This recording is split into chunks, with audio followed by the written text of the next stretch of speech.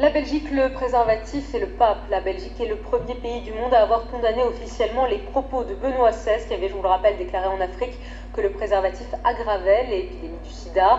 Le Parlement belge a donc adopté ce soir et à une très large majorité, 95 voix pour, 18 contre et 7 abstentions, la proposition de résolution demandant au gouvernement belge de condamner les propos inacceptables du pape.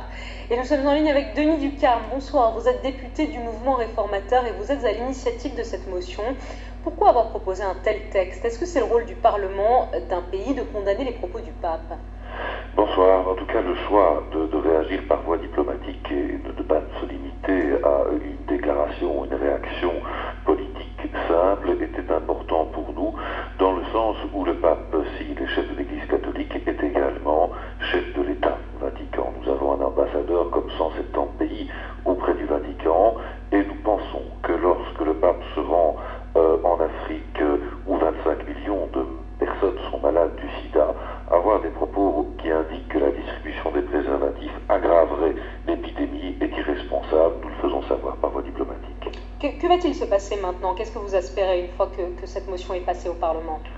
Écoutez, moi j'espère en tout cas que l'initiative que nous avons pu prendre en Belgique fera boule de neige. Je crois qu'il y a des propos à l'heure du sida qui ne peuvent plus être acceptés, et je crois dans ce cadre-là que les déclarations du pape ne sont plus intouchables. Et j'espère que d'autres pays dans le monde suivront notre exemple. Nous sommes en contact avec un certain nombre de parlementaires en Europe qui veulent également organiser une démarche similaire à l'échelle de leur pays. Je crois que nous demandons à Benoît XVI, dans le cadre de ses propos, de veiller à peut-être être plus responsable, et sans doute d'autant plus quand c'est en Afrique, quand on sait que 70% des malades du sida sont en Afrique aujourd'hui.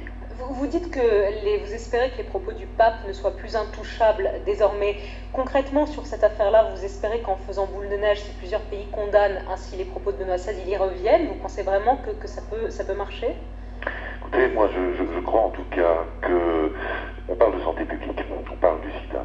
Et donc moi je suis très respectueux de Benoît XVI.